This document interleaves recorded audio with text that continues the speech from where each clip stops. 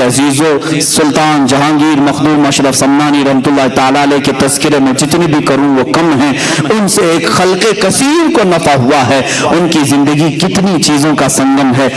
سمنان سے نکلے تھے، بچپن سے میں نے آپ کے واقعات سنائے۔ جب آپ کی عمر مبارک 97 سال کی ہوئی، یعنی 97 سال کی، تب کے چھوچا شریف میں آپ نے ذکر و اذکار کرنا شروع کیا۔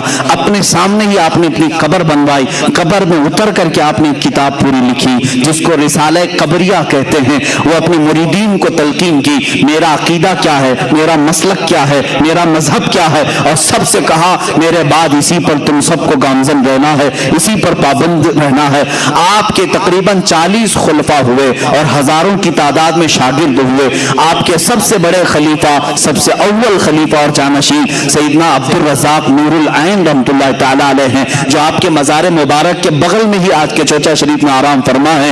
سیدنا عبد الرزاق نور العین کی ہی اولاد مخدوم سمنا کی اولاد کہلائی۔ مخدوم سمنا نے شادی نہیں فرمائی تھی، آپ نے اپنے بھانجے عبد الرزاق نور العین رحمۃ اللہ تعالیٰ علیہ کی اولاد کو اپنی اولاد فرمایا، جیسے رسول کریم صلی اللہ تعالیٰ علیہ وسلم کی اولاد سیدہ کائنات فاطمۃ الزہرا سے چلی۔ مخدوم سمنا کی نسل آپ کے بھانجے حضرت عبد الرزاق نور العین سے چلی۔ انہی کا یہ سلسلہ چلتے چلتے اس سلسلہ اشرفیہ میں وقت کے اقطاب، ابدال، اوقات، نجبا، شرفا پیدا ہوئے۔ اپنے وقت کے عظیم المرتبت اس بزرگ کا نام میں تمہیں ذکر کروں جن کو اعلیٰ حضرت عظیم البرکت رضی اللہ تعالیٰ نے بھی ادب سے نام لیا، اشرفی میاں علی حسین اشرفی میاں رحمۃ اللہ تعالیٰ علیہ، جن کو اعلیٰ حضرت اشرفی میاں کہا جاتا ہے، وہ سلسلہ اشرفیہ کے اعلیٰ حضرت ہیں۔ یہ مخدوم سمنا رحمۃ اللہ علیہ کی اولاد میں سے، یعنی سیدنا عبد الرزاق نور العین رضی اللہ تعالیٰ عنہ کی اولاد میں سے، انہی کی اولاد میں سے سلسلہ چلا۔ مختار اشرف سرکار کلاں رحمۃ اللہ تعالیٰ علیہ، حضرت سیدنا محدث اعظم ہند کچوچوی رحمۃ اللہ تعالیٰ علیہ، اس سلسلہ اشرفیہ میں آج بھی کثیر علماء موجود ہیں۔ سادات جس طرح مارارہ مطہرہ میں علم اور شریعت اور طریقت کا سنگم آپ کو وہاں نظر آتا ہے، اسی طرح کچوچا شریف کی ایک خصوصیت ہے کہ اس خانقاہ میں آپ دیکھیں گے علم شریعت بھی ہے اور علم طریقت بھی ہے۔ آپ یہاں پہنچیں گے تو خالص ڈھونگی صوفیوں کو نہیں دیکھیں گے۔ الحمدللہ آپ سلسلہ اشرفیہ کی گدی سنبھالنے والے آج بھی موجود اس عظیم المرتبت شیخ الاسلام کے پاس جائیں جنہوں نے تفسیر اشرفی کے جوہر نچھاور کیے ہیں، قرآن عظیم کی مضبوط اور بہترین محکم تفسیر بیان کی ہے اور جامع معقولات و منقولات ہیں۔ میرے والد گرامی حضرت مولانا محمد ابن حسن اللہ ان کی قبر پاک پر رحم فرمائے، میرے والد گرامی سیدنا شیخ الاسلام مدنی میاں صاحب قبلہ ادام اللہ اقبالہ کے زمانے طالب علمی کے عینی شاہد ہیں، اس زمانے سے جانتے ہیں جب جامعہ اشرفیہ مبارک پور میں وہ تعلیم حاصل کر رہے تھے، اس وقت بھی اپنی جماعت کے ممتاز علماء میں تھے، سب سے اول پوزیشن کے تھے۔ اسی طرح خانقاہ میں آج بھی علم ہے، وہاں کے شہزادوں کو ہم نے دیکھا ہے، جامعہ ازہر مصر تک پہنچے ہیں، بغداد تک پہنچے ہوئے ہیں۔ الحمدللہ یہ کچوچا شریف کی جو خانقاہ ہے آج بھی شریعت اور طریقت دونوں کا سنگم ہے۔ میری دعائیں ہیں مولا ان سادات کا سایہ ہمیشہ قائم و دائم رکھے۔ اور سلسلہ اشرفیہ کے قائد ملت حضرت سید محمود اشرف صاحب، میرے گہرے ان سے تعلقات ہیں، قائد ملت ممبئی تشریف لاتے ہیں، بڑی مہربانیاں، بڑی عنایتیں، بڑی لطف اندوزیاں فرماتے ہیں۔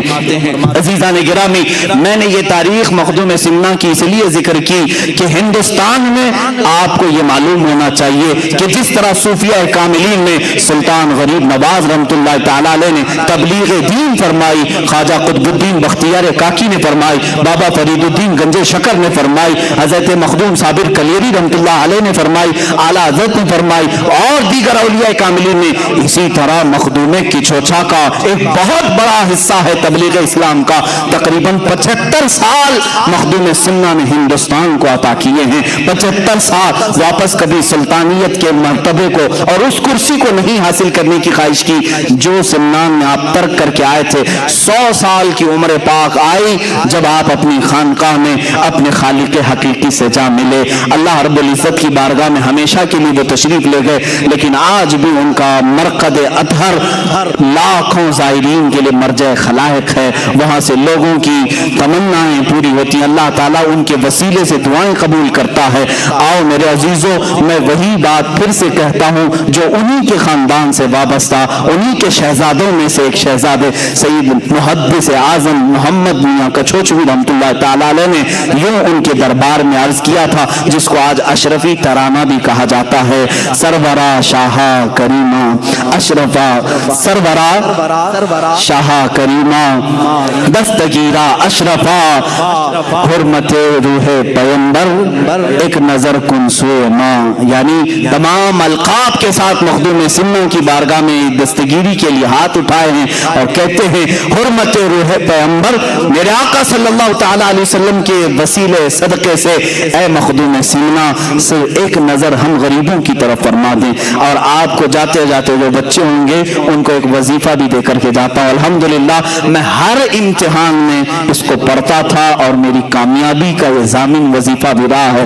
میں جب بھی چاہے یہاں سے لے کر ہندوستان سے جامعہ ازہر مصر تک جب میرے پاس امتحان کا پرچہ آیا ہے اس وقت تک میں قلم نہیں چلاتا تھا جب تک یہ وظیفہ، یہ سلسلہ اشرفیہ کے بڑے بزرگ کا دیا ہوا وظیفہ تھا، اس کو جب تک میں ذکر نہیں کرتا تب تک میں لکھتا نہیں. اور الحمدللہ اس سے کامیابی بھی بہت ملتی ہے.